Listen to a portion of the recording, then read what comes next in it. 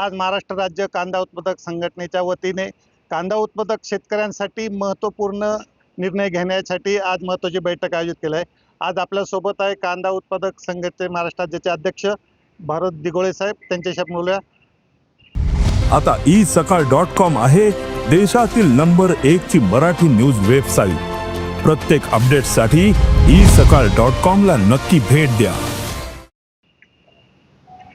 आज महाराष्ट्र राज्य कांदा उत्पादक शेतकरी संघटनेच्या नेतृत्वाखाली लासलगाव कृषी उत्पन्न बाजार समितीमध्ये आपण जी काही महत्त्वपूर्ण बैठक घेतली, या बैठकीमध्ये काही प्रमुख ठराव केले आहेत। ते ठराव मी आपल्याला सांगतोय।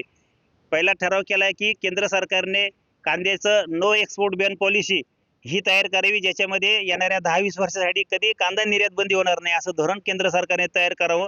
त्याचबरोबर केंद्र सरकारने कांद्याला उद्योगाचा दर्जा द्यावा, परदेशातून कधीही कांदा आयात करू नये। महाराष्ट्र सरकारने कांद्याचं स्वतंत्र महामंडळाची स्थापना करावी।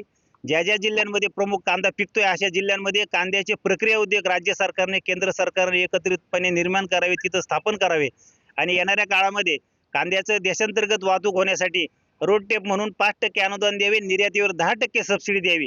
आणि त्याचबरोबर नाफेड आणि NCCFचा बफर स्टॉकसाठी केंद्र सरकार जो काही कांदा खरेदी करते, ही संपूर्ण कांदा खरेदी बाजार समित्यांमध्ये लिलावातून शेतकऱ्यांचा कांदा खरेदी करावा। अन्यथा मग कांद्याची नाफेडची आणि NCCFची बफर स्टॉकची खरेदी केंद्र सरकारने योजनाच बंद करावी। आणि अतिरिक्त जो कांदा आमचा उत्पादित होतोय, हा कांदा परदेशात जाण्यासाठी येणाऱ्या काळामध्ये कुठल्याही प्रकारचे निर्यातीवरचे बंधन केंद्र सरकारकडून केले जाणार नाही।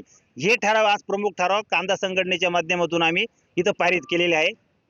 आज महाराष्ट्र राज्य कांदा उत्पादक संघटनेच्या वतीने जे महत्त्वाचे ठराव पारित झाले ते या ठिकाणी शेतकरी बांधवांनी एकमताने पारित केलेले आहे। अरुण खांगळ, साम TV, लासलगाव, नाशिक। देश विदेशातील प्रत्येक घडामोडींचे लाईव्ह अपडेट मिळवण्यासाठी आता साम टीव्हीच्या सर्व सोशल मीडिया प्लॅटफॉर्मला लाईक, फॉलो आणि सबस्क्राईब करा। तसंच सर्व नोटिफिकेशनसाठी बेल आयकॉन प्रेस करायला विसरू नका।